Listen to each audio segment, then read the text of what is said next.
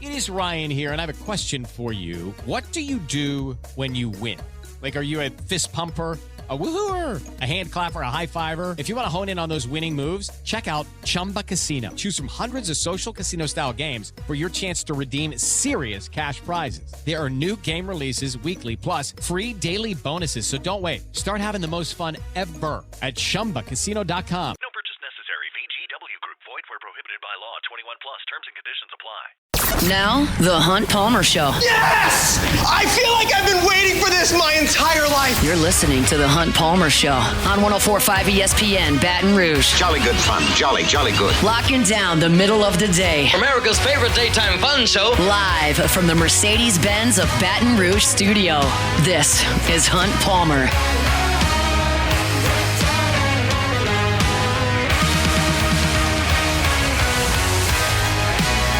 Welcome in. Hunt Palmer coming to you from the Mercedes-Benz of Baton Rouge studio downtown in the capital city on this Tuesday. Is that right? Wednesday. Tell you that happens all the time. And if I don't have a sponsor right there, then I have to kind of guess. And sometimes you're going to get that wrong. Wednesday edition of the Hunt Palmer Show. About after work week in the rearview mirror. Got Jacob Beck and Cassie Spazzali back there on the ones and twos. I said Tuesday there. Cassie didn't even crack a smile or say anything. She just shook her head. Nope, that is wrong. But we got it right. It's Wednesday now. We're fired up to cheer with us for the next couple of hours. Koki Riley is going to join us in 15 minutes. I think he covers the LSU baseball team for The Advocate. Jay Johnson is meeting with the media right now. He might be done in 15 minutes, and we might talk to Koki. It might go 25 minutes, and we might not, but he's got a job to do, so he'll be there talking to Jay Johnson. We hope to talk to Koki here in the next 15 to 20 minutes or so. It's What If Wednesday. We'll take your what ifs. Got some really good ones on Twitter earlier today, so we'll get to some of those. If you're in the Bayou Ford chat here, we'll hear from you as well. A new recruiting prediction from Shea Dixon, an in-state prospect for LSU football. We'll tell you who that is at the end of this hour. Matthew Bruni from On 3. We'll talk some basketball with him. At 2:15, 1 hour, 15 minutes from right now, I'm going to give you my projection for LSU's opening day, Friday afternoon, Alec Box Stadium, 2025 season opening lineup. We'll see how I do on that. We'll grade it in 2 days.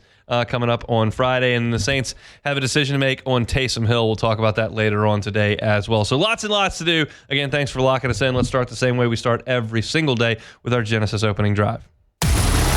It's time for Hunt's Opening Drive, presented by Genesis of Baton Rouge. I think we've got a large enough Jay Johnson sample size now in terms of how he handles his program to understand most of what he does. One of the things he does is keep pitching decisions very secretive. He is not into revealing his starting pitcher until he absolutely has to. And I think that will continue into the postseason this year if and when LSU gets there. It did not happen today. He just laid all the cards out on the table today. And I'm appreciative of that because that gives us more to talk about here, and we'll do it. As earlier, if you missed this or you're just driving around, haven't seen it on social media, I've got a story up at louisianasports.net. LSU announces pitching plans for Friday, Saturday, and Sunday. Understand there could be some weather issues on Saturday. They're dancing around. Jay Johnson was on with the morning guys today, said there's a possibility that they could potentially play 2 games on Friday. But this is the plan as of right now, that LSU will start Cade Anderson on Friday. LSU will start Anthony Ianson, the transfer from UC San Diego, on Saturday. And they will start Chase Shores, the towering right-hander, on Sunday. I don't get them all right. I got this one right. This is kind of how I thought this was going to shake out. Dating back to December when I had some conversations with folks inside the program, and then you saw kind of how they handled things. I did notice that Chase Shores did pitch on Saturday this past weekend, so I thought maybe he could be a Saturday option this coming weekend. No. And a lot of what I said back earlier this week still holds true in my head. And if you listen to Musso and my preview on YouTube, a lot of you all have gotten over to that and have left some comments on Twitter, and we certainly appreciate you all for checking that out. I just like the matchup of Chase Shores against teams on a Sunday. I think Chase Shores gives LSU a significant stuff advantage on most, if not all, Sundays, game threes, however you want to phrase it. But I'll say this, and so let's just start with the start, and I'll work through these three guys and kind of how I see this shaking out from the front. Cade Anderson's good last year was all you need to see to know he's got the stuff to do this. He's left-handed. He's 6'2". He throws 94 to 96 miles an hour, and he's got a really, really good breaking ball when he commands it.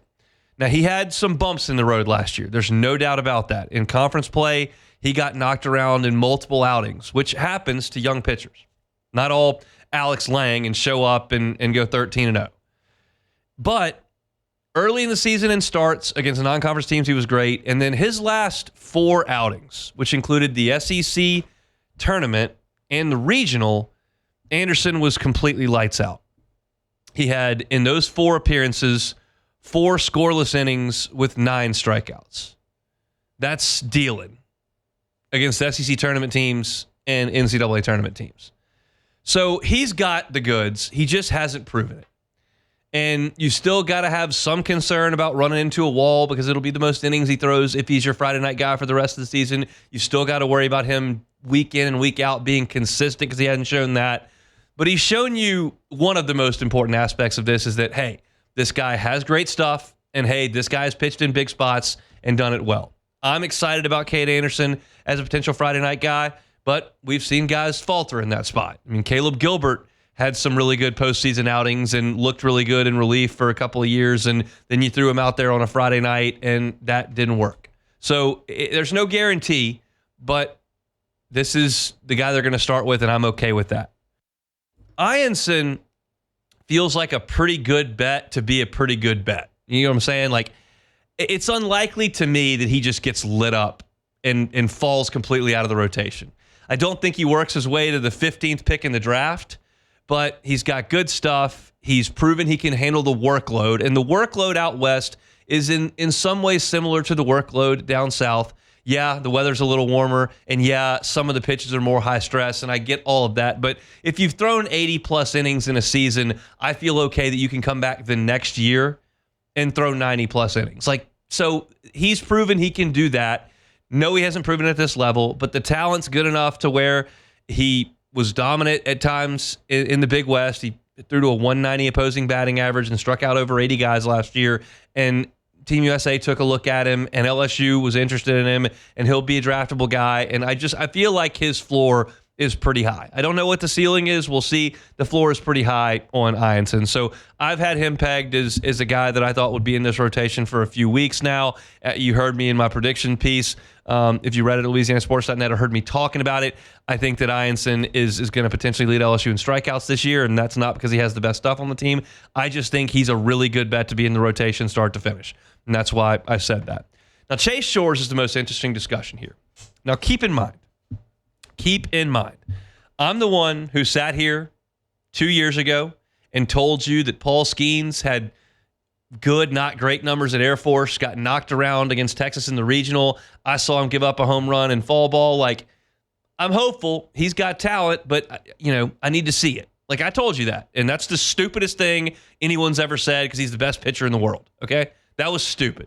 And I told you last year that I liked Luke Holman as a number 2. I didn't necessarily feel like he was a number 1. And he pitched like a number 1 just about all of last year. Eventually, Jump took that role, and Holman did pitch as number 2. But if you watch Luke Holman pitch and you watch the strikeout numbers he rolled up, like, he was good, and I undersold him a little bit. He didn't become first-team All-American in the 10th pick in the draft, but I undersold him a little bit. And I'm prone to that with guys who haven't necessarily already demonstrated it. And that's a safe way to go about things. It may be a cowardly way to go about things, but I'm just putting myself out there so you understand where this is coming from. I think we need to be patient with Chase Shores. That's my opinion. I know he's 6'8", 6'9". I know he throws 100 miles an hour. I know as a freshman, he was out there in big, big spots for LSU. He was out there against Tennessee, striking out Christian Moore in front of 11,000 at the box. I mean, all that juice, and that gives you the feeling like this dude is the future. And then he goes down, and you still have those memories, and you still know those measurables, and you all of a sudden, I think, because we're all being so optimistic this time of year, look at him and go, that guy's going to be a superstar. And I'm just telling you that right now I have not seen him be a superstar in fall scrimmages and in preseason scrimmages. I have seen his velocity be great, and I have seen him continue to take the ball on schedule, which shows he's healthy. That's the most important thing. We know that he feels good, he's making starts on schedule, and his velocity is good. He's not refined like LSU aces have been in their great history. Like, he's just not right now. That is not to say that on May the 11th, when you're in your 7th SEC series or whatever that is, that he's not found it. Hey, it's Ryan Seacrest. Life comes at you fast, which is why it's important to find some time to relax. A little you time. Enter Chumba Casino. With no download required, you can jump on anytime, anywhere for the chance to redeem some serious prizes. So treat yourself with Chumba Casino and play over 100 online casino-style games, all for free. Go to ChumbaCasino.com to collect your free welcome bonus. Sponsored by Chumba Casino. No purchase necessary. VGW Group. Void where prohibited by law. 21 plus. Terms and conditions apply. And now he's throwing 100, and now he's not walking guys, and now the sliders got command, and now he's comfortable in the spot, and now he's really difficult to deal with. But right now, as we sit here in middle of February, I don't think he's there just yet. So don't be fall on your face stunned if Chase Shores has a couple of bumps here in his first few starts. That's something we've seen against good hitters at LSU. Now, LSU's got LSU guys. Purdue-Fort Wayne's got Purdue-Fort Wayne guys. We get that. But my read right now on Shores is just give him some time. I want him to stay in that rotation. I like the fact that there's less stress on the Sunday guy. Kind of the lights are a little brighter on Friday. You understand that. And I think that Sunday, once you've got your feet on the ground and you've seen this team for 2 days, I like where he sits there. I think that there could be some bumps early for Shores. One of the great keys to how this team progresses throughout the course of its 4-month grind is how good does Shores become. I'm not telling you he's got to be the ace. If Anderson's the ace, he didn't have to be the ace. If Ianson is a high floor, rock solid number 2, Jared Poche style, well, he didn't have to be that either. But I think there's a chance that he could be really, really good. He's just not right this second, or hasn't shown that. But it's reasonable to suggest that coming off the injury and building back up and getting the competitive juices flowing for the first time in 18 months, 22 months, maybe something clicks there. Again, I think I probably oversold this, and you may be listening to that and goes, man, he thinks the Shores guy stinks. That's not the message I'm trying to convey. I just think that if you think that he's automatically Skeens or Gaussman or Renato or Lang because he's the next big, we're not there yet. We're hopeful to build to that. And if he gets to close to that, well, LSU's going to be a force. And that's the hope. That's the hope. I love this spot for him. I think it's a perfect slot to put a guy with that kind of stuff. And I'm hopeful he goes out there on Sunday, where it appears the weather's going to be really nice, and starts a phenomenal final season for him at LSU before he's a good draft pick. So if you missed this and you're just jumping in the car, checking this out, Jay Johnson has announced his starting pitching for the weekend. Cade Anderson on Friday, Anthony Ianson on Saturday, Chase Shores on Sunday. That's our Genesis opening drive. I have a text from Koki, and I don't know what it says, so let's look at it. Okay, he says, yeah, he thinks we're going to go over 115. So I've got him on the horn whenever he is available to talk to us. I do have something we can fill with next. LSU's got a basketball game tonight, and I've got some thoughts on it because this is the one team in the conference that can actually play the revenge card on LSU. Tigers beat Arkansas back in January. Can they do it again? We'll talk about it. The Hunt Palmer Show. Genesis of Baton Rouge. When I say Genesis of Baton Rouge, you should think luxury vehicle, because it absolutely is. But the way they do business at Genesis is that it's a luxury experience at a reasonable price. So put them on. Why wouldn't you put them on your list? We're talking about a reasonable price, and I'm telling you what kind of experience it is. It should be on your list. The odds are, if you're car shopping in Baton Rouge, well, you're probably going to be on Airline Highway. Just turn off right there at PQ, right across from Women's Hospital, and check out Genesis of Baton Rouge. Their brand ambassadors are phenomenal to work with. You'll feel like a guest there, not a customer. I've told you all the time, the dealership itself feels like a 4-star hotel.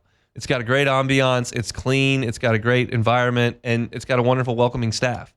And that's just part of the experience. Every new vehicle purchase comes with a 10-year, 100,000-mile warranty. 10-year, 100,000-mile warranty. Start your process today at genesisofbatonrouge.com. Again, they're at Airline and Pico. Genesis of Baton Rouge, genesisofbatonrouge.com.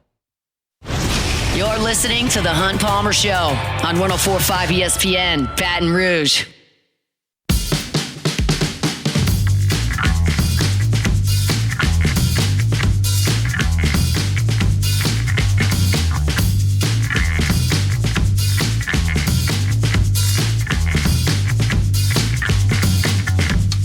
Did not know we were going to get Sam Dutton discussion in the U4 chat today, but we have that as Sam Dutton's been announced the Saturday starter for Butch Thompson's Auburn rotation coming up on this weekend.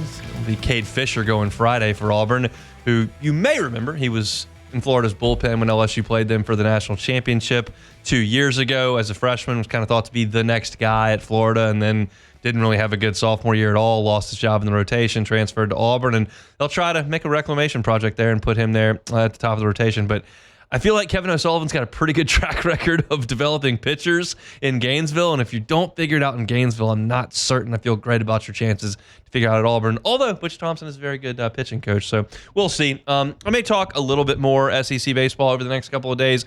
We are really excited to have Joe Healy back. He's from D1 Baseball's SEC Extra Team.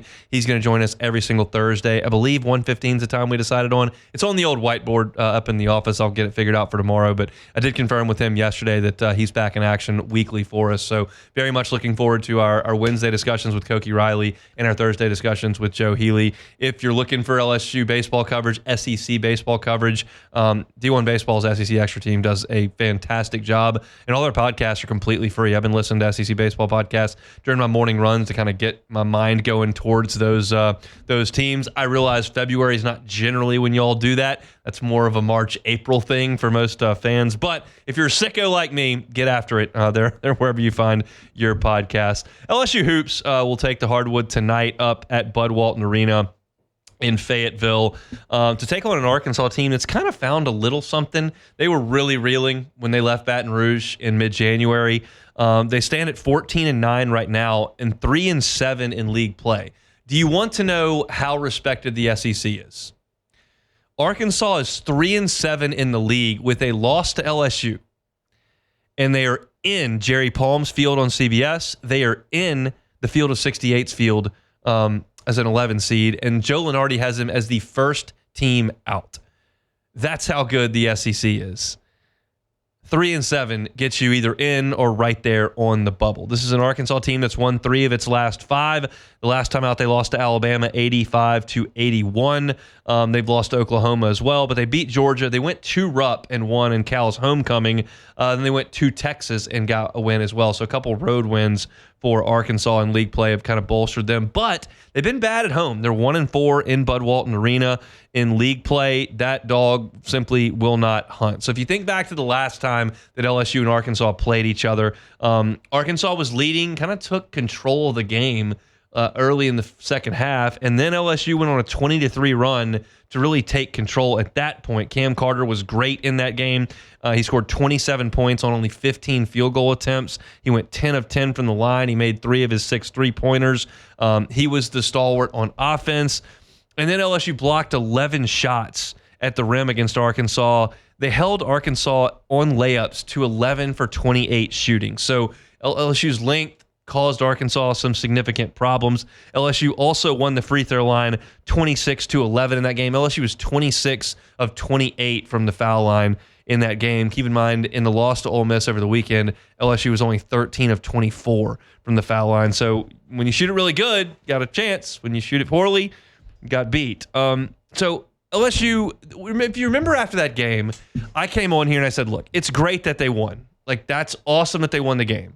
But I can also look at this objectively and go, okay, you won the game by a bucket, basically 4 points on your home floor. It took your best player going for 27 points. You won the free throw line 26-11, and you blocked as many shots as you have all year in a league game. All that had to go right at home for you to beat a winless team by 4 points. Like, that was concerning at that point. Back, if you can call Koki, he's ready to rock. But that was concerning at that point. Now, Arkansas is a different team right now. And they're a different team in personnel because Boogie Fland, their freshman star, who had a great game against LSU in the PMAC, is out for the year. And so that's shifted some things that they do, and he doesn't control the ball as much. And the guy who is it's weird because Boogie Fland is a 6'3" point guard, and let me try this quickly. Zvonimir Ivisic, Big Z, as he's affectionately known. You wouldn't think a 7'2" guy would get a lot more production because the 6'2" point guard came out of the lineup, but he has. He's played 20 minutes in every game since Boogie Fland went down. That includes that right before that he played 7 minutes against LSU. So he has played a ton more. He scored 27 points against Alabama. He went 5 of 9 from 3. He was fantastic in that game and has kind of become a focal point of their offense. So LSU's going to have to deal with Big Z, Zvonimir Ivisic. And LSU, to me, is going to have to get to the free throw line in this game like they did against Arkansas at home. They're going to have to drive. They're going to have to deal with some shots getting blocked. They're going to get some shots blocked. Arkansas is number 6 in the country in shot block percentage. But that's LSU's best chance. Chucking them up from 3 like they have at times this year, I just don't think that's the best plan. I understand why they're doing some of it, even though they're the worst three-point shooting team in the conference, but it's their best chance to spread out a defense. But I think they got to drive. So we'll talk a little bit more about the basketball game with Matthew Bruni coming up in half an hour. But we'll transition back over to baseball. Koki Riley with The Advocate going to be with us weekly on Wednesdays. Just finished up meeting with a couple of LSU players as well as Jay Johnson. Joins us now on the Jim's Firearms Hotline. Koki, how are you? Doing pretty well. How's it going? Going quite well. Are you surprised, not at the 3 guys who have been named to the starting rotation, but that you received that information 48 hours before LSU started the game? Yeah, I'm glad we did. First of all, I don't want to take that for granted at all. I think Coach promised us that last week, and I really hoped he would come through with that, and he did. He really kind of, he talked about, his decision-making process through that, and that kind of led into like a really interesting conversation about his feel for this year's team compared to last year's team, which I thought was really, really interesting. We could talk about that later, but that was good. That was really good. What was the thought process behind those 3 guys? You said he kind of gave you, it's expected. I saw your anticipation and mine was the same that these would be the 3 guys, but why did he do it?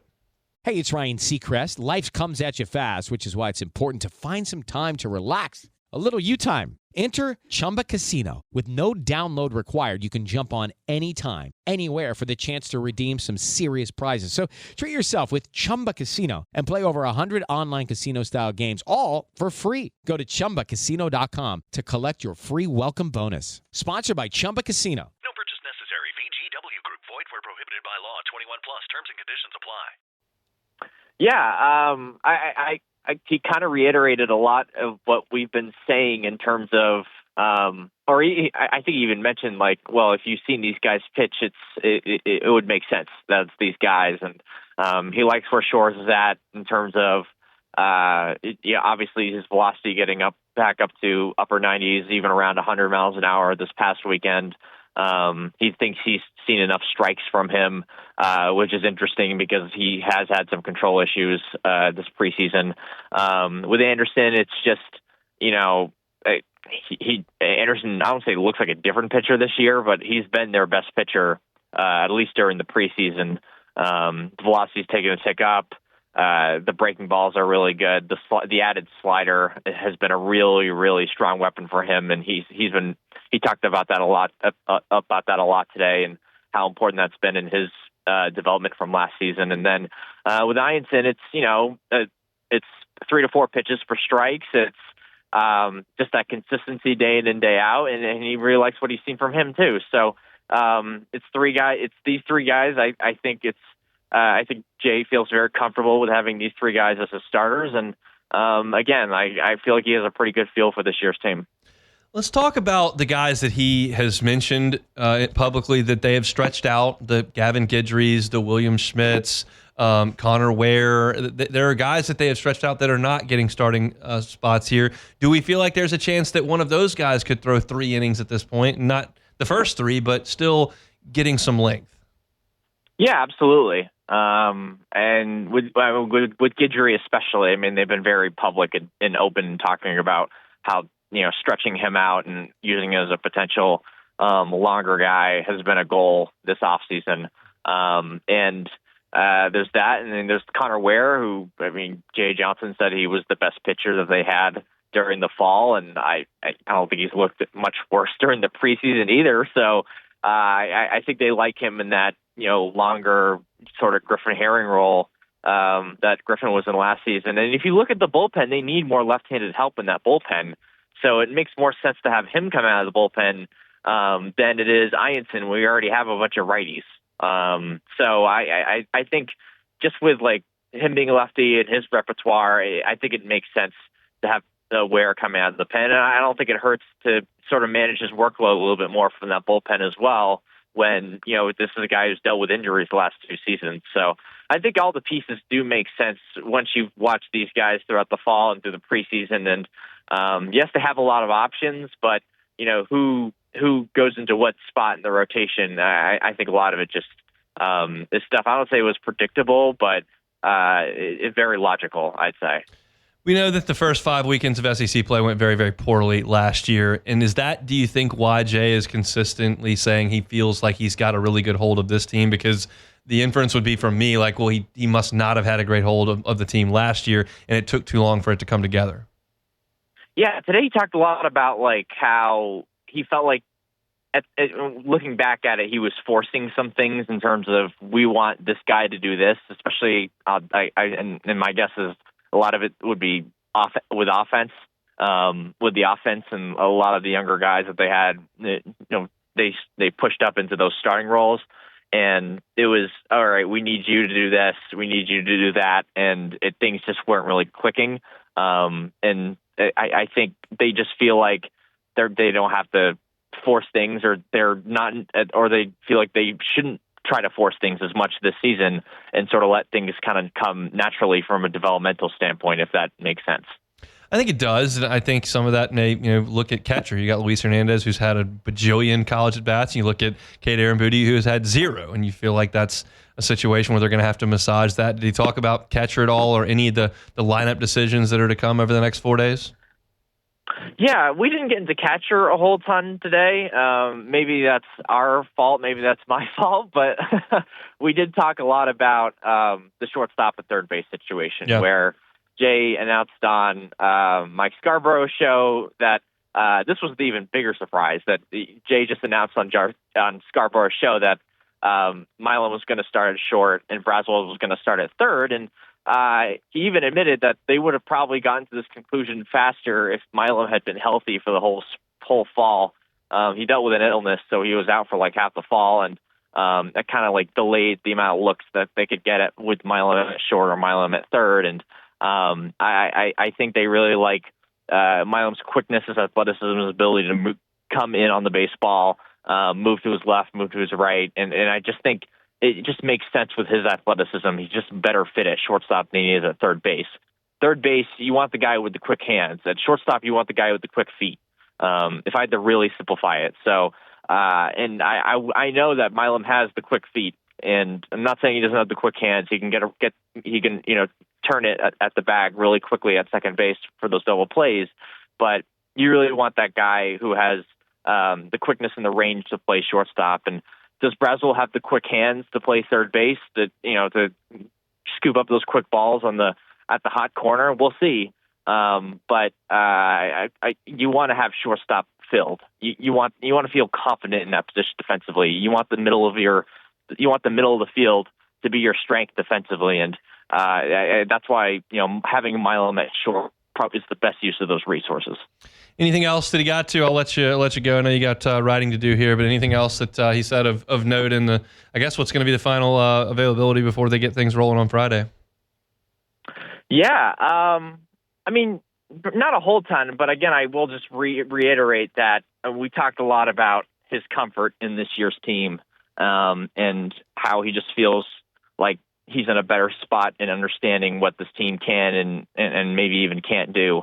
And I felt that was really interesting given how many returning pieces they had from the championship team. Not a lot of returning starters, obviously, but a lot of the younger guys. And he went into recruiting and talked a lot about how the recruits that they brought in this year was the first class where they were on equal footing with everybody else. They weren't trying to convince these guys to stick around or trying to flip these guys later in the process.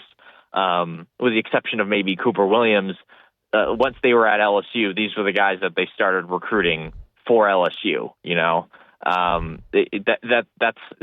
think that was kind of an interesting way of sort of thinking about his comfort and understanding of the incoming freshmen that are coming in, because Brady Neal and Paxton Kling and Jared Jones, like those guys are obviously very talented and they did a good job of holding on to those guys, but they weren't his recruits. They were Paul Maneri's recruits. Right. So I think sort of phrasing it and sort of understanding this team and all the freshmen that they have and getting all these freshmen to campus in the first place, getting them through the draft. I thought that was like pretty interesting and insightful. We'll see you at the box on Friday, Koki. Looking forward to it. Awesome. Thanks so much for having me on. He's Koki Riley, LSU beat reporter for The Advocate. If you want your LSU baseball news, he's got you covered there, and he'll be with us every single Wednesday at 1:15. It's What If Wednesday. That's next. Hunt Palmer Show. The Hunt Palmer Show. Audio Video Security Solutions, avssla.com is the website. Make your place the place to watch the big game. Get that brand new television and get it hung properly. Get the surround sound wired into the ceilings. If you want to be real sophisticated, you can get voice automation in your home entertainment system, where you can walk into a room and say, watch a movie. The shades will come down, television will come on, surround sound will perk up, lights will dim. That's all things that they can do at Audio Video Security Solutions. If you just got the plain old TV and you're kind of thinking, I could probably upgrade this, but I'm not really sure where to start, Audio Video Security Solutions is where you start. The customer service there after the installation is first class. It's a small business right here in Baton Rouge, and they are happy to help you anywhere in our listening area. Give Mitchell Fisher a call. Check him out online, avssla.com. That's Audio Video Security Solutions. This is the Hunt Palmer Show on 104.5 ESPN, Baton Rouge.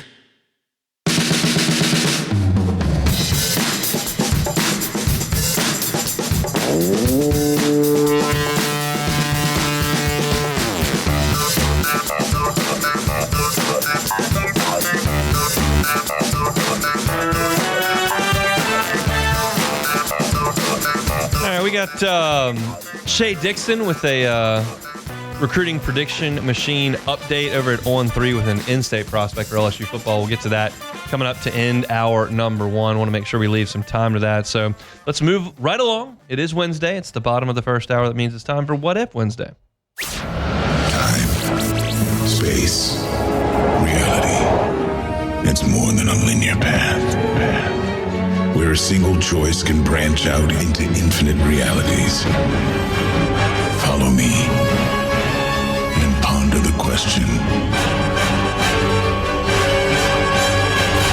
What if? All right, first one here. What if LSU waited 6 more years, 2015, to build the new box? What does it look like? Oh man, that's hard for me to answer because I don't know exactly who was making those decisions and what went into it. I know just based on looking at the old box and looking at the new box, it was important to them to keep a lot of the aesthetics similar, which is why they put the bleachers, 3 of them in the outfield and left field. When they built the new box, they didn't put any bleachers in right field because there were no bleachers in right field at the old box. They had the Intimidator in the same spot. You had the outfield wall with the green with the signs that looked exactly the same. Like a lot of it was the same. They just put some amenities in it. I don't know if 6 years would have had them make the seating a little more comfortable down the lines and in the outfield. Like that, to me, is the biggest issue with the current box. It's not that they had to have a berm or a barbecue area or a picnic area or a more defined student section. All that is interesting at times, but I just think that they could have created some more comfortable seats than those really, really difficult to sit in Medjol bleachers, which in February and March are freezing cold, and then when it gets to regional time are just scorching hot. It's just not a very comfortable place to sit. I've done it many times. So that to me is my biggest issue, and I don't know that they would have fixed that 6 years later. I don't know. All right, next one here. What if you could add one MLB player to LSU's roster this upcoming season, not including Ohtani? Because that's probably the obvious I would like answer. to have Ohtani. That'd be good. If he threw 100 and hit a bunch of homers, that'd be sick. Yeah. It's crazy, but I think it's Paul Skeens. And I don't think that's just me saying that. I realize he didn't win the Cy Young last year, but I'm not taking Chris Sale. I feel like Chris Sale's getting a little bit older. He was phenomenal last year, but I feel like he's getting a little bit older. I would probably have to take Skeens, because what are the odds Skeens this coming year is worse than he was last year when he started the All-Star game? Yeah. I know he's just here, but do you have a better answer than that? Yeah. How about we have somebody to protect Bear Jones? Maybe Aaron Judge. Aaron Judge would be awesome. I would love to have him on the probably hit team. about 70 home runs. He would, but he hits 4 times a game, and they can walk him. Skeens yeah, but that's the point of it is you have him and Jared Jones. Skeens gets the ball in the first game of the weekend series and wins, and then he gets the ball in the regional and wins, then he gets the ball in the super regional and wins, then he gets the ball in Omaha and wins, and it's a good thing to have.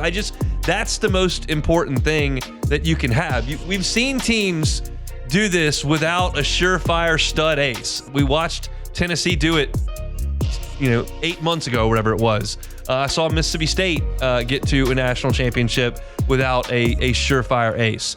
But I'd rather have one for sure.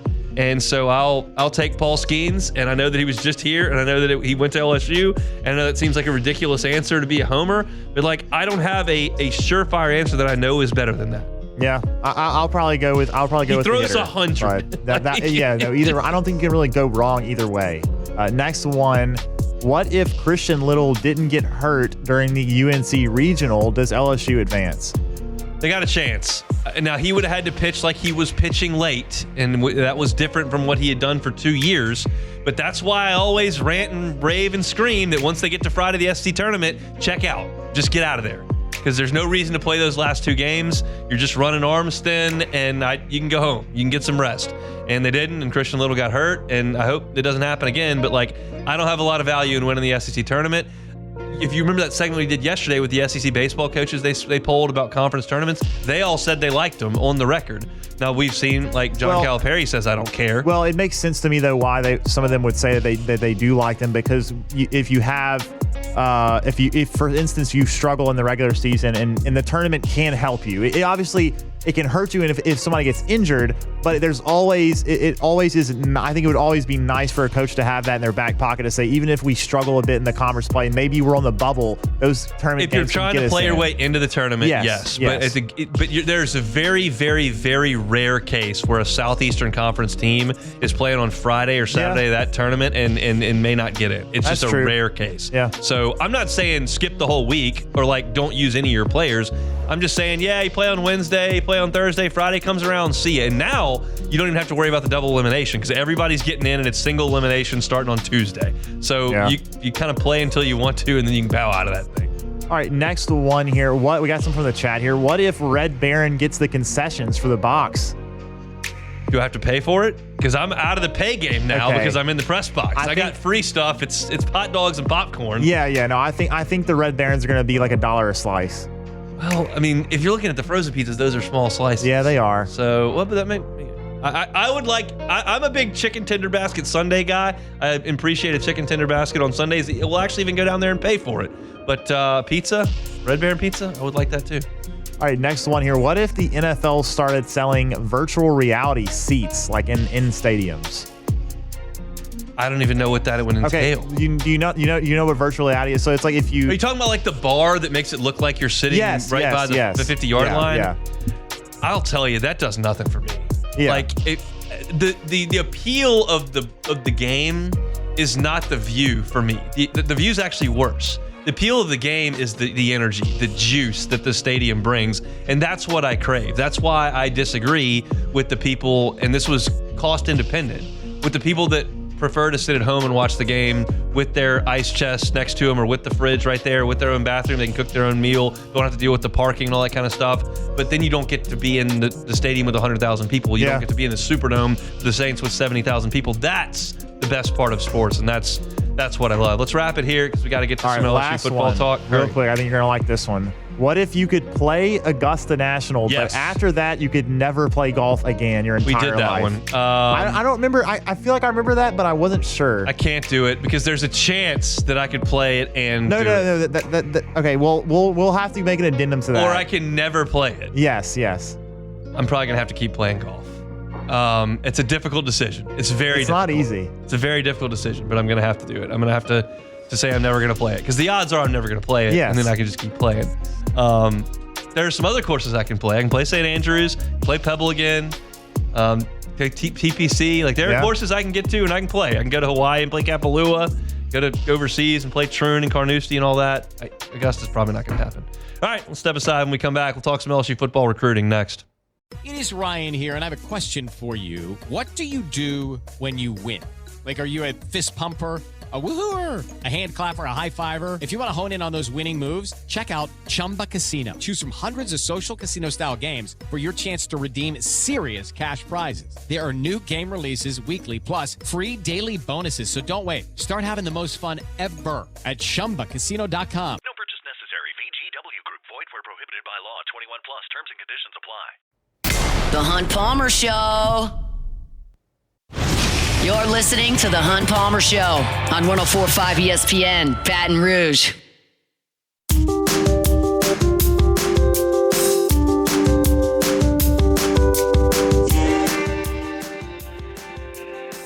In a previous life, we'd have been all over recruiting this week. You'd have been right after National Signing Day, perhaps some five-star whose mom hid a fax somewhere, was holding out for another team, and you'd have been all in on recruiting at this point in the calendar. And really, there's not any recruiting going on for the class of 2025 right now. But the class of 2026 is very, very, very important to this LSU football program in state. And obviously, Brian Kelly and his staff have made that a significant priority. Shea Dixon, our buddy at the Bengal Tiger over there with the On3 network, has put a new RPM, which is a recruiting prediction machine, prediction for four-star Bryson Martinez. He's a 6'5", 290-pound offensive lineman out of East Ascension. He is ranked by On3 as a top 50 prospect, regardless of position, top 5 recruit in Louisiana, top 10 offensive tackle prospect nationally. And Shea put the prediction in for LSU with an 80% confidence score today. And that would be a really, really good ad for LSU, guy that's very much a local product. But if you start to look through this class of 2026 in the state of Louisiana, you feel like LSU is doing a really, really good job. Now, I'm well aware that 10 months out, a lot can change on the NIL front, okay? So I'm not trying to hide that, okay? I get how the process works. Unfortunately, I can't sit here in February and tell you what CEO or founder of a Fortune 500, Fortune 50 company is going to come in and start buying up recruits. So until that happens, I'm just going to react to what I know, not what could theoretically happen in NIL land. Okay, so let's take it from that perspective and talk about how LSU has handled this class. You look at the top 2 players in the state, that's Lamar Brown and Blaine Bradford, who are probably, as we sit here on a Wednesday and there's no holiday, they're both seated in a classroom within 6 miles of me, okay? And it's probably closer than that. It's a lot closer than that. It's like 3 miles of me right now. Lamar Brown is at U High and Blaine Bradford is at Catholic. Right now, the feeling is that LSU's done a really, really good job with both of those players inside the city of Baton Rouge. Bradford's brother is part of the previous class, and Lamar Brown is on campus. You're going to have to fight off Texas A&M and whoever else wants to come in here. Neither guy is committed, but you feel like LSU is in a good spot for them. Big Richard Anderson, huge defensive lineman prospect from Carr. He's committed. He's the number 3 player in the state. Aiden Hall is also from Carr.